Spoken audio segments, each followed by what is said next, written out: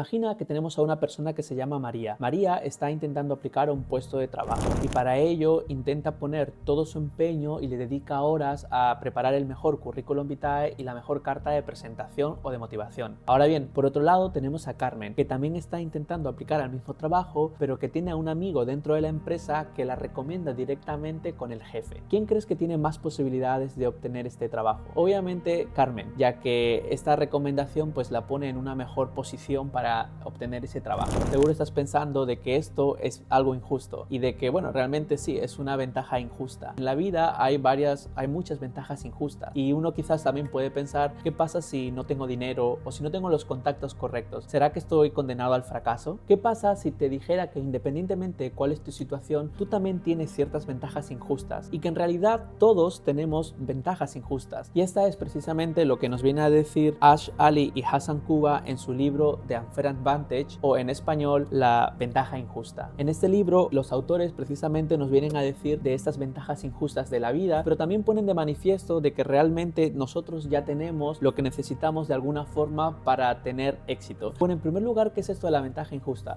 Los autores nos vienen a decir que una ventaja injusta básicamente es cualquier condición o característica que nos pone en una posición de ventaja favorable en la vida. Y aunque muchos cuando pensamos sobre esto tendemos a pensar primero en, por ejemplo, el dinero o los contactos, los autores nos dicen de que hay muchas otras circunstancias que de alguna forma también son ventajas injustas, como por ejemplo el lugar donde naciste, las habilidades innatas que tengas, por ejemplo, podemos pensar incluso en tu propia experiencia vital, porque eso de alguna forma te da una perspectiva personal y única. Yo, por ejemplo, aunque ya he mencionado en otros vídeos, emigré de Perú a España y eso de alguna forma me ha también enseñado ya no solo a ver la vida de una forma quizás determinada, todo eso es algo que, por ejemplo, de una forma, mi propia experiencia vital me aporta unas ciertas herramientas, unas ciertas habilidades que pues no todo el mundo tiene. Así que quizás también puedes pensar en, por ejemplo, ser extrovertido. Obviamente el hecho de ser extrovertido te da unas ciertas habilidades y unas ciertas ventajas que no todo el mundo tiene.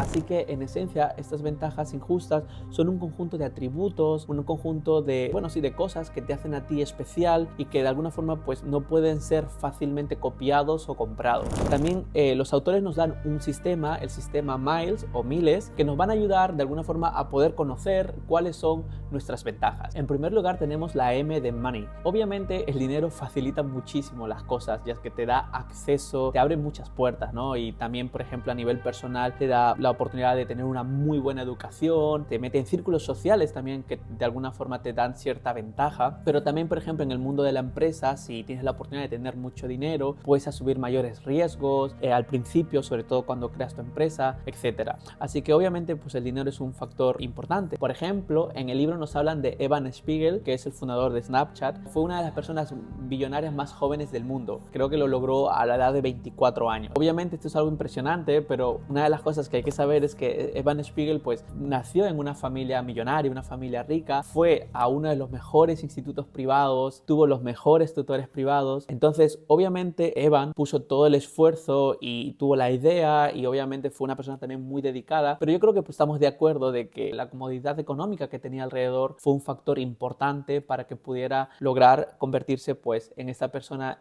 billonaria, ¿no? En segundo lugar, Intelligence and Insights, que en español es inteligencia, aunque bueno, sabemos inteligencia que abarca pues varios tipos de inteligencias, como no solo quizás la matemática, pero también emocional, social, etc. O nos ponen en el libro el ejemplo de los hermanos Collison, que fundaron la empresa Stripe o el startup Stripe, que bueno, es una empresa de servicios de finanzas, de pagos. Con esta startup rápidamente lograron convertirse en personas millonarias. Ahora, aunque todo esto es bastante impresionante, una de las cosas que quizás no se sabe es que uno de ellos, por ejemplo el hermano Patrick Collison, tomó cursos de universidad a una edad muy temprana. A la edad de 16 años, por ejemplo, ya había sido capaz de crear todo un lenguaje de programación e incluso antes de finalizar la secundaria ya había sido aceptado en el MIT.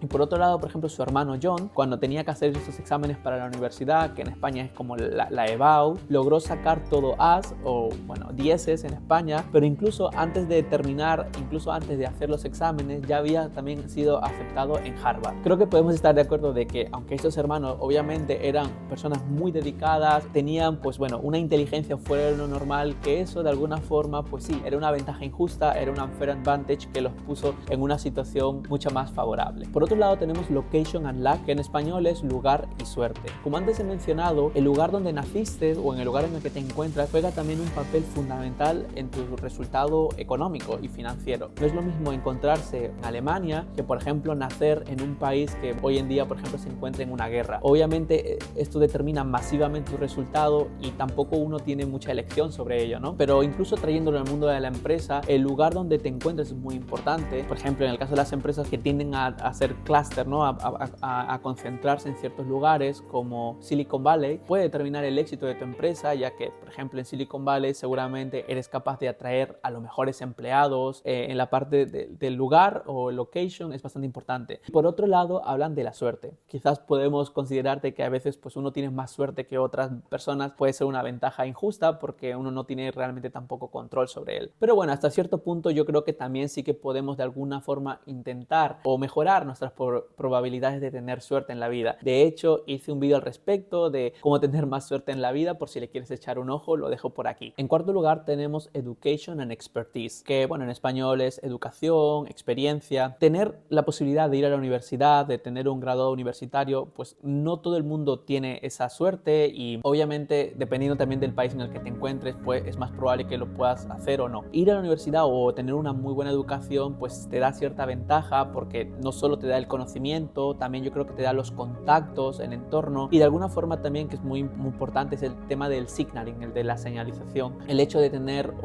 una carrera universitaria pues de alguna forma nos da un cierto estatus también a la hora de buscar trabajos y bueno, en fin, por eso uno también intenta educarse o invertir en educación. Creo que es bastante sencillo encontrar todo el conocimiento en internet y muchos de ellos cursos relativamente baratos que puedes acceder, no sé, te pones un podcast y escuchas la entrevista de un CEO de una empresa importante en el que él está hablando una hora, por ejemplo, y puedes aprender de primera mano cómo esta persona piensa, cómo toma decisiones. Yo creo que hoy en día la educación o el conocimiento como tal está más democratizado que nunca. Y por último, la S de estatus. Creo que hoy en día se ve esto también bastante claro, por ejemplo, con el estatus en las redes sociales de, no sé, pues influencers y tal. Digamos, cuando tu voz o lo que digas es bastante relevante y mucha gente te sigue o mucha gente, como digo, toma tu palabra como algo relevante, pues te pone en una posición favorable. Y yo creo que, bueno, eso es bastante evidente hoy en día. Pero bueno, algo también que hablan en el libro es que, y algo que me gusta es también un poco del estatus interno o personal que de alguna forma podemos intentar también trabajar, como puede ser el hecho de aumentar nuestra confianza, el hecho de tener una mejor autoestima, que como bueno hemos hablado en otros vídeos, todo eso también juega un papel fundamental en los resultados, en los logros, en qué es lo que vas a conseguir, ¿no? Que es muy importante en ese sentido la confianza que uno tiene en uno mismo. Ahora bien, ¿qué pasa si piensas que no tienes ninguna ventaja injusta o ningún privilegio? Bueno, yo creo que todo esto de las ventajas o desventajas realmente es como una espada de doble filo, y es que, no sé, me puedo imaginar que si tuvieses mucho dinero, por ejemplo, no tuvieras la misma motivación para poder alcanzar grandes cosas, ¿no? Así que yo pienso realmente de que todo este tipo de, incluso tu propia experiencia vital, puedes utilizarlo de alguna forma como una ventaja o que puedes utilizarlo de alguna forma, todo este conocimiento acumulado, estoy seguro de que te puede poner en posiciones de ventaja en ciertas circunstancias. Y ligado a esto, yo creo que una de las cosas importantes es el tener la mentalidad o una mentalidad correcta. No sé si has escuchado este concepto, pero lo puso de moda la psicóloga y doctora Carol Dweck, en el que hablan, por ejemplo, de dos tipos de mentalidades, la mentalidad fija y la mentalidad de crecimiento. La mentalidad fija es una mentalidad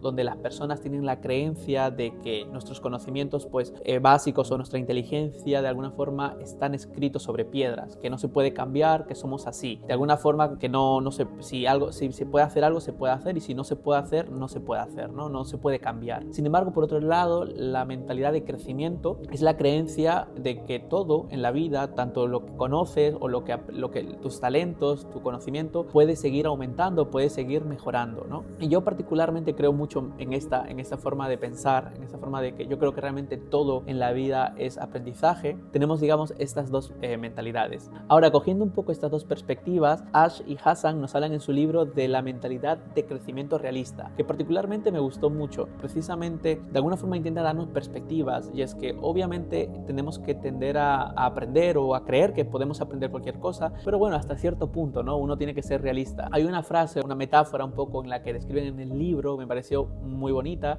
en el que nos dicen de que debemos mirar mirar hacia el cielo y soñar a lo grande, pero con los pies en la tierra. Bueno, muchas gracias por haber llegado hasta aquí. Me gustó mucho este libro, este concepto de la ventaja injusta. Yo creo que es importante que de alguna forma podamos entender o podamos descubrir cuáles son nuestras ventajas para poder usarlos a nuestro favor y de alguna forma poder alcanzar todo aquello que nos propongamos. Así que nada, muchas gracias por vuestro tiempo y espero verlos en el próximo vídeo.